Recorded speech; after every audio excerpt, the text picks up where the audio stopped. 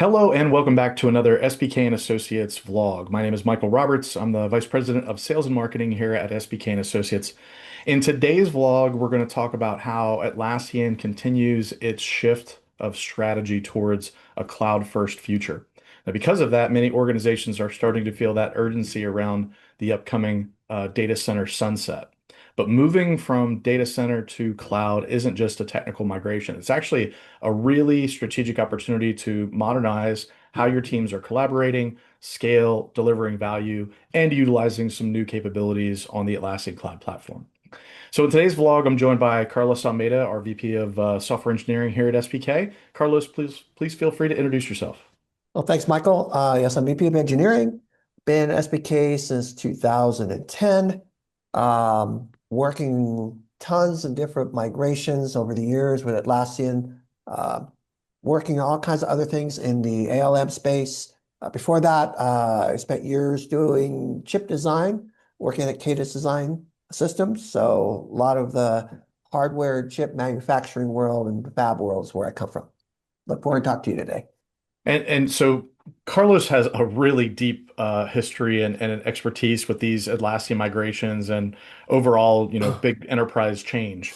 So we'll walk through in this vlog about how I think the foundation is really properly assessing that current Jira and Confluence and what other tools you're using, understanding that environment, the role of apps and marketplace tools, and then how to avoid some of those common migration risks like downtime and data loss. And then we'll also ask some questions around what a realistic migration roadmap should look like for these large organizations that are using data center and concerned about that sunset. So, Carlos, I want to start with the beginning. How should teams assess their current Jira and Confluence migration and look at usage before that migration?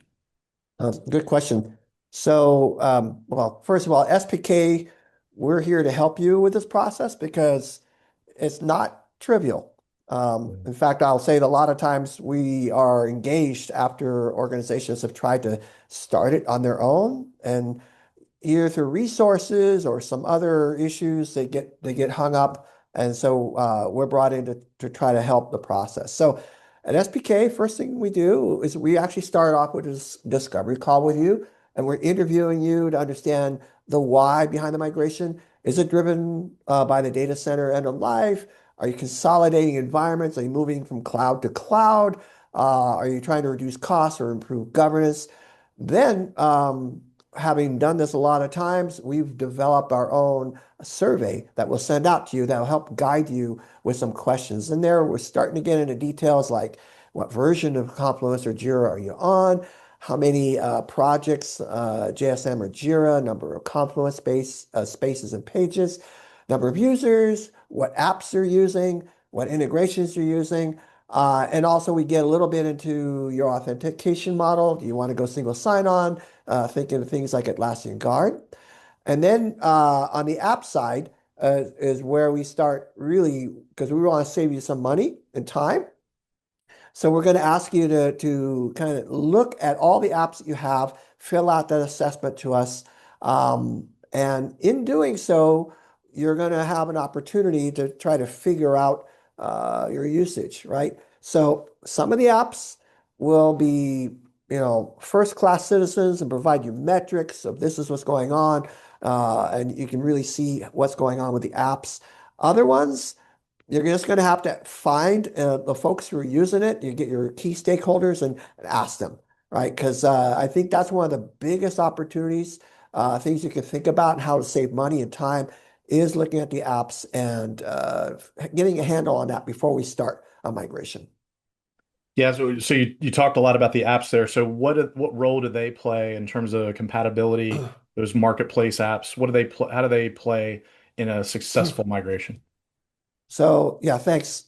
So I look at the apps. I don't really like calling them apps. They're products because Yeah. an app could be a whole test platform that, an app you feel like it's a little plugin. Nope. Often they are a significant product. So what we do, we really want to take the load off of you guys and give you as much information before we start so you have some good data on how you'd like to proceed.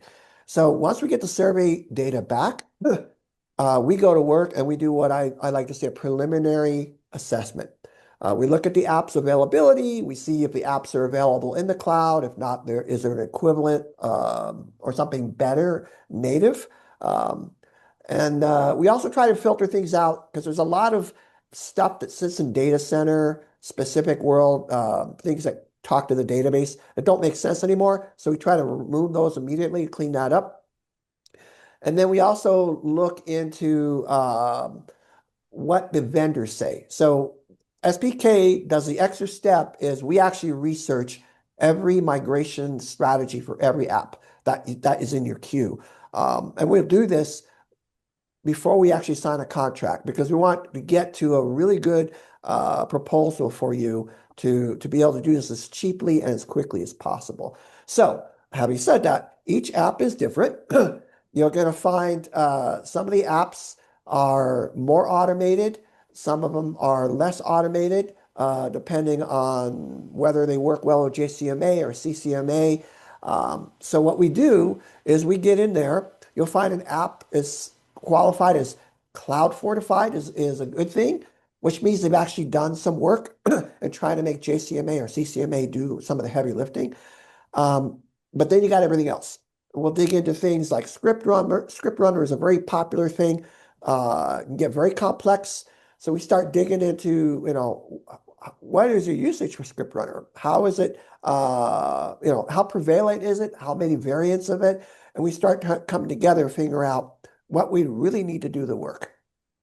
Because things like script runner means often we're rewriting the scripts or rethinking what we want to do. And then also, one of the things I push for is we want to wean you guys off of the apps as possible because you're going to get a lot of good stuff out of the box with the cloud, especially in the automation space. So we're going to go back and say, well, this script runner thing, all it does is check a field in a workflow and it advances only if a certain condition is met. Pardon, I'm losing my voice. We want to make sure that, well, you can do that out of the box. You don't need that particular script runner thing. So let's make something native for you. So all this is to build something that's as lean and mean as possible and save you money. So that's essentially what we're going. And then one last piece, by the time we get to all of that, and we're meeting with you guys again and saying, all right, this is what it looks like. I like to say the tail wags the dog here a little bit. The apps will sometimes dictate what version, minimum version, you can be on for Jira or Confluence. So at that point, we'll say, hey, you know what? You're on an older version. You probably should consider doing an upgrade to get you ready.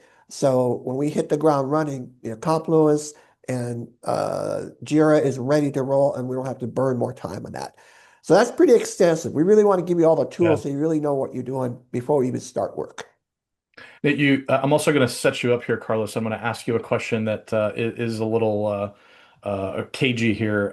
We are Atlassian partners, and we get a lot of these scenarios, as you mentioned, where people try to do it themselves, or they've tried multiple times, or maybe even tried with some outside help, but they haven't been able to get migrated. So, how do experienced migration partners help organizations avoid downtime, data loss, and all the risks, kind of what you were talking about, all the risk avoidance. How do we do that? That's I think is very important because I think it's our value add is really our experience. We've done a lot of these, so we know where the bones are, if you will. So first thing we want to do is we design a framework for a low risk migration, right? What does that mean? We do everything in sandbox. So nothing in production is touched. Um, we will go and do multiple sprints into the sandbox. And I like to say we are practicing for a Broadway opening. So each sprint, we are going through, bringing the stuff over, Jira, Confluence, and the apps. And then we are going through doing the migrations per the apps and then sending it back to you guys in a UAT.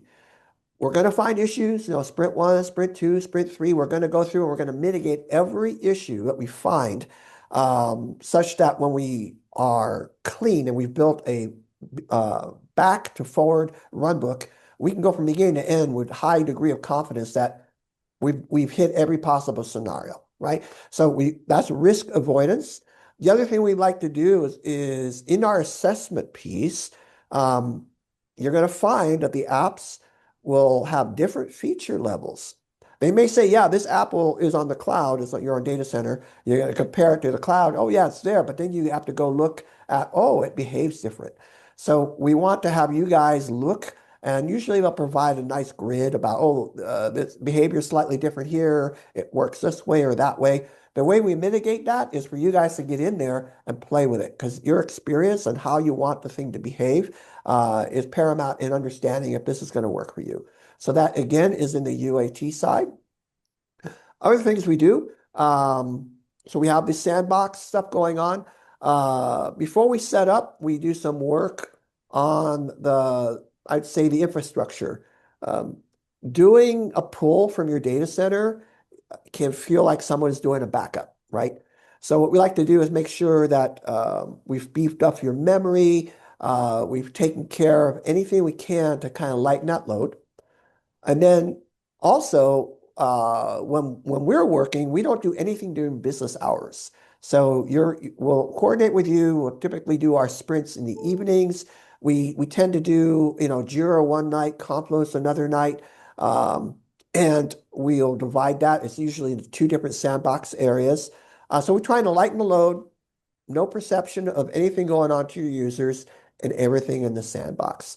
And then ultimately, like I said, by the time we get to no issues, mitigations, we have metrics, knowing how long it takes, the migration itself becomes a non-event because we've rehearsed it, we've done it, there's nothing to do.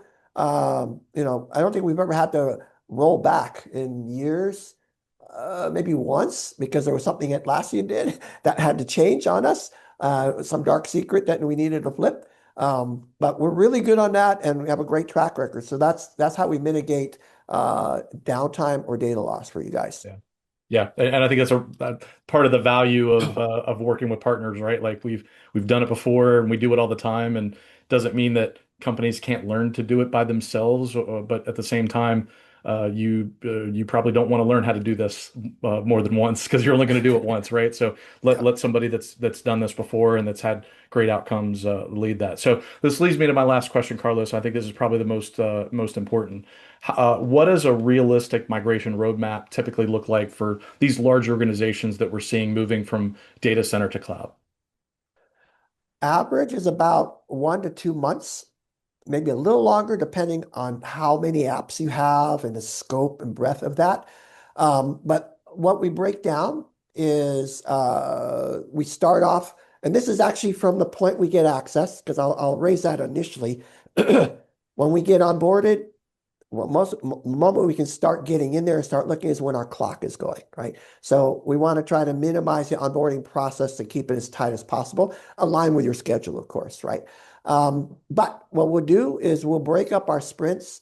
We'll have done the preliminary assessments, and we'll start sprint one, is bring it over Jira and Confluence core stuff. We leave the apps off at this point. We're also handling the user provisioning, if we're doing Atlassian Guard, all that kind of stuff. We do a bunch of security things as well. One thing, we do a lot of regulated companies with high security. So we do some due diligence up front. For instance, if you have Confluence right now in your data center, we're going to be putting it out on the cloud. We're going to review every space and permission for every page to make sure that they're set properly, that we don't inadvertently open it up more than you want to, because they are different. You have to set the permissions explicitly and how you want it to do. Similarly, we're going to be looking at how your users we do a lot of cleanup in the because when you do Atlassian Guard, all the people, you may have many different instances. So all that will come to light. So there's a lot of cleanup there. So we're gonna be cleaning all that stuff, usually in sprint one, sprint two. The sprint two on is all about the apps. Um, just cleaning things up, if we're changing script runner, we're going to iterate with UATs in there. The sprints usually between us doing it, Confluence, Jira, and then handing it to the customer. Often it's a 1 to 2 week process to give the customers a chance to go in and beat on it with their UAT, give us feedback. And we're going to keep track of any issue. We're going to have a laundry list of mitigations. We also when we start this process, we are partners with Atlassian. So we'll have created a migration high-level ticket. So there'll be a migration manager with Atlassian working with us as well as you guys. This is great because anything that comes along, including needing to extend your trials for if something needs to go longer, we can make that happen. Working with Atlassian. We also can, have a more closer connection to the engineering department for any tweaks or dark secrets they need to give us for JCMA or CCMA, anything like that. So that's essentially what it looks like. 2 to 3 months. Once everything's done and you guys have come back to us saying thumbs up, UAT looks good, customers know what to expect, communication has happened, then we do it. So that's when we launch the Broadway show and do the migration. Awesome. Carlos, thank you so much for sharing these insights. Like you obviously have done this many, many times and looked at all the bad people cannot be hiding and all those risks. So thanks for sharing that with the audience today. Appreciate it. Absolutely, Michael. Thank you. If your organization is starting to think about that Atlassian data center sunset, now is really the time to start planning, as Carlos mentioned. The earlier we can assess your environment and help you define that strategy, the smoother and more successful that migration will be. And if you're looking for guidance and migration support in that journey, our team at SPK and Associates can absolutely help from our initial free assessment, like Carlos walked through, all the way through the execution and optimization of your Atlassian Cloud environment post-migration. We can absolutely take care of that for you. So be sure to reach out if you're looking for that, and our socials and contact form are linked in our description here. But be sure to reach out if you have any questions or you're interested in going that route. We also encourage you to like and subscribe to the SPK and Associates YouTube channel if you like this content. And thanks for joining, and we'll see you next time. Thanks.